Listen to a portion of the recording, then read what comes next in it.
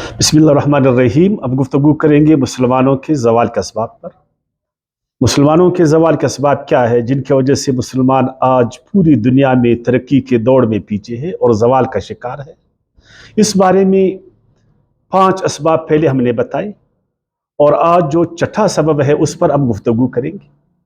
وہ سبب ہے حالت جبر۔ اس وقت ہر جگہ مسلمان ملت جبر کی حالت میں ہے۔ سیاسی جبر کا وہ شکار ہے، معاشی جبر کا وہ شکار ہے، سماجی جبر کا وہ شکار ہے، ذہنی جبر کا وہ شکار ہے۔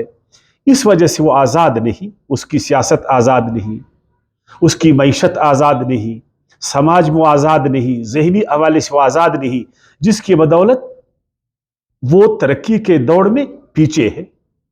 اس کو وہ مواقع حاصل نہیں ہو پا رہے جس کی بنا پر وہ ترقی کرے، عروج پائے اور زوال سے نکلے۔ اس بارے میں قرآن عظیم الشان نے کچھ آیاتوں میں اس بات کو بالکل واضح کی، جس طرح کہ ہم پڑھتے ہیں سورۃ القصص میں اس کی پہلی آیات سے آیات 6 تک، جس میں ایک وقت ایسا تھا کہ بنی اسرائیل بھی فرعون کے جبر کا شکار، تعداد وہ بہت زیادہ تھے، لیکن فرعون نے اپنے حواریوں کے ساتھ مل کر اپنی ریاستی طاقت کی بلبوتے پر ان کو سیاسی حوالے سے، معاشی حوالے سے، ذہنی حوالے سے، سماجی حوالے سے اپنا غلام بنا دیا تھا۔ اور وہ عظیم قوم جو تعداد میں بھی زیادہ تھا وہ اٹھ نہیں سکا، اور وہ ترقی کے دوڑ میں پیچھے رہ گیا اور وہ غلام بن گیا۔ بسم اللہ الرحمن الرحیم۔ طاسین میم تلک آیات الکتاب المبین۔ یہ آیاتیں ہیں واضح کتاب قرآن کی، جس میں اللہ تعالیٰ ہمیں بتاتا ہے کہ بنی اسرائیل کیوں کر زوال کا شکار ہوا، اور پھر اللہ نے چاہا کہ وہ دوبارہ عروج کی طرف آئے۔ نتلو علیک من نبأ موسیٰ وفرعون بالحق لقوم یؤمنون۔ جو لوگ ایمان لاتے ہیں ان کے لیے اس میں بڑا سبق ہے کہ موسیٰ اور فرعون، موسیٰ نے اپنے قوم کو فرعون کی چنگل سے کس طرح آزاد کیا اور پھر ترقی کے راستے پر اس کو لگایا۔ ان فرعون علا فی الارض۔ تم نہیں جانتے کہ فرعون اس زمانے میں اپنے آپ کو بڑا طاقتور بنایا تھا، ریاست کی طاقت کو اپنے ہاتھ میں لی تھی۔ وجعل اہلہا شیعا، اور اپنی اس ریاستی طاقت سے اس نے بنی اسرائیل کو ٹکڑوں میں تقسیم کیا تھا، اس لیے کہ بنی اسرائیل وہ جبر کی حالت میں تھے۔ یستضعف طائفۃ منہم یذبح ابناءہم ویستحیی نساءہم۔ ایسی حالت ان کی کر دیا تھا کہ جیتے جی ان کے نوجوانوں کو اس نے قتل کیا اور ان کی عورتوں کو خدمت کے لیے چھوڑے رکھا۔ انہ کان من المفسدین۔ وہ جابر تھا، وہ ظالم تھا، وہ مفسد تھا، وہ فاسق تھا، جس نے بنی اسرائیل کو اپنا غلام بنا دیا۔ وَنُرِيدُ أَن نَّمُنَّ عَلَى الَّذِينَ اسْتُضْعِفُوا فِي الْأَرْضِ۔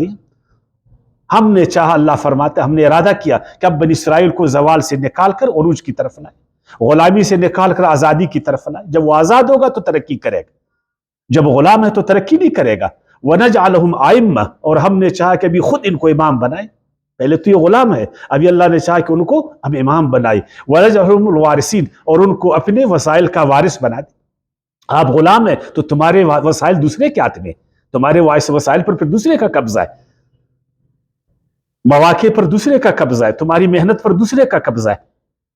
اور جب تم امام بنو گے، تم آزاد ہوگے، تو تمہارے وسائل تمہارے ہوں گے، تمہارے مواقع تمہارے ہوں گے، پھر تم ترقی کر پاؤ گے۔ وَنُمَكِّنَ لَهُمْ فِي الْأَرْضِ وَنُرِيَ فِرْعَوْنَ وَهَامَانَ وَجُنُودَهُمَا مِنْهُمْ مَا كَانُوا يَحْذَرُونَ۔ تاکہ ہم طاقتور بنا دے، آزاد کر کے بنی اسرائیل کو، نمکنا، تاکہ ہم طاقتور کر دے بنی اسرائیل کو مصر کی زمین میں، اور ہم دکھا دے فرعون، حامان کے لشکروں کو ان کمزوروں کے ہاتھ سے وہ چیز جس سے وہ ڈر رہے تھے۔ پھر اس طرح اللہ پاک نے ان کو غلامی سے نکالا موسیٰ علیہ السلام کے ذریعے سے، اور ان کو آزاد دی۔ جب وہ آزاد ہوئے تب وہ ترقی کے راستے پر چل پڑے۔ اور اسی بات کو اللہ تعالیٰ نے سورہ شعراء میں یوں بیان فرمایا فَأْتِيَا فِرْعَوْنَ فَقُولَا إِنَّا رَسُولُ رَبِّ الْعَالَمِينَ۔ پس تم جاؤ دونوں بھائی، اے موسیٰ اپنے بھائی فرعون کے ساتھ، اپنے بھائی ہارون کے ساتھ، معذرت کے ساتھ، اے موسیٰ اپنے بھائی ہارون کے ساتھ فرعون کی طرف جا اور تم دونوں ان سے کہے کہ ہم اللہ کے رسول ہیں، ان ارسلنا معنا بنی اسرائیل، ہم اس لیے آئے کہ جو بنی اسرائیل کو تم نے غلام بنایا اس کو آزاد کر دو، بنی اسرائیل کو ہمارے حوالے کرو۔ یہ تھا اس کا فکر۔ جب تک یہ قوم غلام ہے، چاہے وہ معاشی غلام ہے، چاہے وہ سیاسی غلام ہے، چاہے وہ ذہنی غلام ہے، چاہے وہ سماجی غلام ہے، وہ ترقی نہیں کرے گا۔ موسیٰ علیہ السلام نے چاہا اللہ کے حکم سے کہ پہلے بنی اسرائیل کو ہم آزاد کر دیں، جب یہ آزاد ہوگا تب جا کر وہ ترقی کی طرف جائے گا۔ اور اسی بات کو سورہ دخان کی آیات 17 میں یوں بیان فرما اللہ تعالیٰ نے، وَلَقَدْ فَتَنَّا قَبْلَهُمْ قَوْمَ فِرْعَوْنَ وَجَاءَهُمْ رَسُولٌ كَرِيمٌ، اور اس سے پہلے ہم نے آزمایا قوم فرعون کو اور ان کے پاس آیا ایک باعزت رسول، کس لیے؟ ان ادو الیہ عباد اللہ انی لکم رسول امین، کہ بنی اسرائیل کو ہمارے حوالے کر دو، بنی اسرائیل کو آزاد کر دو، میری قوم کو آزاد کر دو، یہ اللہ کے بندے ہیں، تمہارے بندے نہیں ہیں۔ اللہ کے بندوں پر کسی کو حق نہیں ہے کہ ان پر وہ خدائی کرے۔ اللہ نے ہر انسان کو آزاد پیدا کیا، کسی انسان کو حق نہیں ہے کہ وہ اللہ کے بندوں کو اپنا غلام بنائے۔ لا الہ الا اللہ کا مفہوم یہی ہے، یہ اسلام کا کلمہ بھی ہے، اور اس کلمے سے ایک مسلمان یہ ظاہر کرتا ہے کہ میں صرف اللہ کا غلام، میں صرف اللہ کے آگے جھکوں گا، میری زبان صرف اللہ کی بڑائی نکلے گی، میرے دل میں اللہ کی عظمت اور خوف ہوگا، میں کسی کا غلام نہیں ہوں، میں حیوان نہیں ہوں، میں کسی کا غلام نہیں ہوں، میں آزاد ہوں، میرے رب نے مجھے آزاد کیے، اور پوری دنیا اللہ کی ہے، ہر چیز خدا کا ہے، یہ اللہ کی دسترخوان ہے، ہر ایک آزادی کے ساتھ اس میں محنت کرے، اپنی صلاحیتوں کو ظاہر کرے اور اپنی محنت کے مطابق اس دسترخوان سے کھائے۔ اور جب تک اللہ کی دسترخوان پر ایک قوتور طبقہ وہ قابض ہے تب تک دوسرے لوگ ترقی نہیں کر پائیں گے، اور جب تک مسلمان وہ آزادی کی طرف نہیں جائے گا، اپنے فکر کو آزاد نہیں کرے گا، اپنے جسم کو آزاد نہیں کرے گا، اپنے وسائل کو آزاد نہیں کرے گا، اپنی سیاست کو آزاد نہیں کرے گا، سماج میں وہ آزادی حاصل نہیں کرے گا، تمام شعبوں میں وہ آزادی نہیں حاصل کرے گا، تب تک وہ غلام رہے گا، اور جب غلام رہے گا پھر وہ ترقی نہیں کرے گا، پھر عروج نہیں پائے گا، پھر وہ زوال کی طرف جائے گا۔ یہی قرآن کا درس ہے، یہی تاریخ ہمیں بتاتی ہے، یہی ہمارے مشاہدات اور تجربات ہیں۔ اور جب فرعون کو موسیٰ علیہ السلام نے آزادی کی بات کی تو اس کو بڑا برا لگا، اور اس نے کیا کہا؟ جس طرح آج ہمارے جابر قوت ہمیں کہتے ہیں، 43ویں سورت کی آیات 51 میں، وَنَادَى فِرْعَوْنُ فِي قَوْمِهِ قَالَ يَا قَوْمِ أَلَيْسَ لِي مُلْكُ مِصْرَ وَهَٰذِهِ الْأَنْهَارُ تَجْرِي مِن تَحْتِي أَفَلَا تُبْصِرُونَ۔ یہ موسیٰ علیہ السلام کیا کہہ رہا ہے؟ یہ کہہ رہا ہے کہ مصر اس کی زمینیں یہ خدا کی ہیں، یہ سارے انسان اللہ کے بندے ہیں، میری قوم کو آزاد کر دے۔ کیا مصر میرا نہیں ہے؟ یہ فرعون کہہ رہا تھا، کیا مصر میرا نہیں ہے؟ کیا مصر کا میں بادشاہ نہیں ہوں؟ کیا مصر کے وسائل سارے میرے نہیں ہیں؟ کیا یہ دریائے نیل اور اس سے نکلے نہریں یہ ہماری نہیں ہے؟ اور ان نہروں میں جو زراعت ہے، اس میں جو معدن ہے، یہ کیا یہ میرے نہیں ہے؟ ام انا خیر من ھذا الذی هو مہین، اس آدمی کو دیکھو جس کو میں نے کمزور کر دیا ہے، اس کی قوم کو میں نے کمزور کر دی، اب یہ مجھ سے کہتا ہے کہ نہیں میری قوم کو آزاد کر دو، اللہ کے وسائل پر قبضہ نہیں کرو، اللہ کے بندوں کو اپنا غلام مت بناؤ، اور یہ کمزور میرے آگے ایسی بات کہہ دیتا ہے۔ وَلَا يَكَادُ يُبِينُ، اور وہ جبکہ اپنی بات کو بھی وضاحت کے ساتھ نہیں کر سکتا۔ فَلَوْلَا أُلْقِيَ عَلَيْهِ أَسْوِرَةٌ مِّن ذَهَبٍ، اس کے پاس دولت کہاں ہے، اس کے پاس طاقت کہاں ہے؟ طاقت تو میرے ساتھ ہے، دولت تو میرے ساتھ، اقتدار میرے ساتھ۔ اقتدار کے نشے میں، دولت کے نشے میں فرعون نے اللہ کے بندوں کو، بنی اسرائیل کو غلام بنایا تھا، ان کی ترقی کو روک دیا تھا۔ اب اللہ نے چاہا کہ موسیٰ علیہ السلام کے ذریعے فرعون کے چنگل سے بنی اسرائیل کو نکالے، اور جب موسیٰ علیہ السلام نے فرعون کے چنگل سے بنی اسرائیل کو نکالا، اپنے وطن میں لایا، اس کو آزادی دلا دی، پھر بنی اسرائیل دوبارہ ترقی کی طرف روانہ، دوبارہ عروج کے راستے پر چل پڑا اور زوال سے نکلا۔ اور یہی دعوت یہی قوم عاد کے ساتھ بھی ہوا۔ سورہ ہود کی آیت 59 میں، وَتِلْكَ جَهَدُوا بِآيَاتِ رَبِّهِمْ वासव रुसलहु वतत्तबिउ अम्र कुल्ल जब्बार अनीद। जब भी अल्लाह के रसूल आए और उनको अल्लाह की तरफ दावत दी, लेकिन यही कौम जिनकी ज़हनियत गुलामी वाली ज़हनियत थी, ये दोबारा वही जाबिरों के पीछे चल पड़े, दोबारा सरकशों की इत्तिबा में चल पड़े और उन जाबिरों और जालिमों ने उनको तबाही के गड़े में गिरा दी। जबकि अल्लाह के रसूल आए कि इन जाबिरों से निकलो, इन जालिमों से निकलो, इनके जबर से निकलो, इनके कार से निकलो, इनके जुल्म से निकलो, वरना तुम तरक्की नहीं करोगे, वरना तुम्हारी मेहनत का हक तुमको नहीं मिलेगा, वरना जिंदगी में तुम खुशहाली नहीं आ पाओगे। लेकिन उन्होंने रसूलों की बात को नहीं माना और इन जाबिरों के पीछे चले।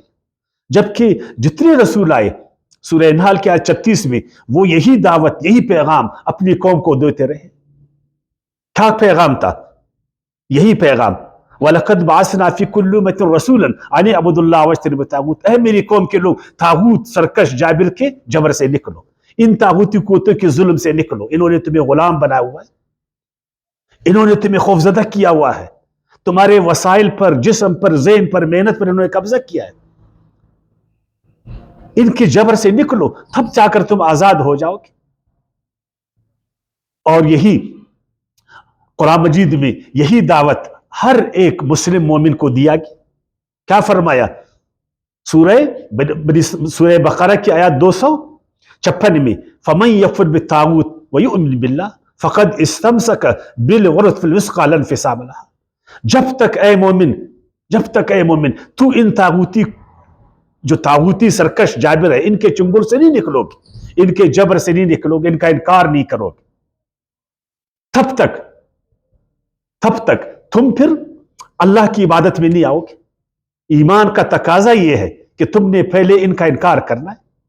वमन यकफुर बित्तागूत व युमिन बिल्लाह, जब तुमने इसका इनकार किया फिर अल्लाह को माना, ला इलाहा इल्लल्लाह का मानी यही है, ला इलाहा, किसी जबर को मैं नहीं मानता, किसी तागूती कुव्वत के जुल्म को मैं नहीं मानता, किसी के आगे मैं झुकता नहीं, किसी से मैं नहीं डरता, किसी का मैं गुलाम नहीं बनता, किसी की गुलामी को मैं तस्लीम नहीं करता। मैं अल्लाह का गुलाम हूं, मैं अल्लाह से डरता हूं, मैं अल्लाह से मोहब्बत करता हूं, मैं उसी के आगे झुकता हूं।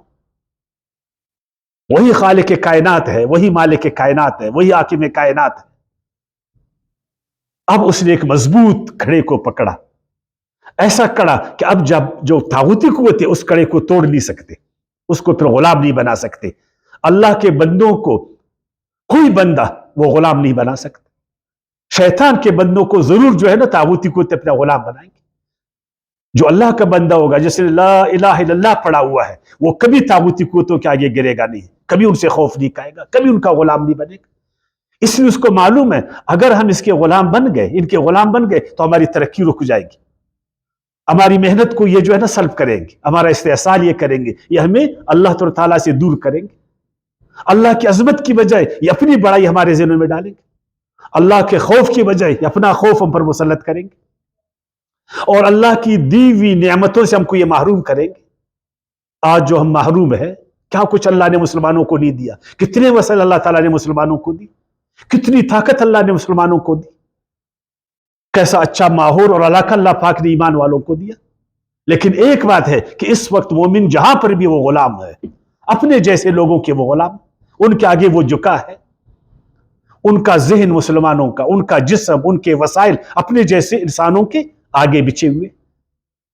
जब तक मुसलमान वो कलमे पर अमल करके इनके जबर से नहीं निकलेगा, जिस तरह मूसा अलैहिस्सलाम ने बनी इस्राइल को फिरौन के जबर से निकाला, कारून के जबर से निकाला, हामान के जबर से निकाला, सामरी के चालों से निकाला।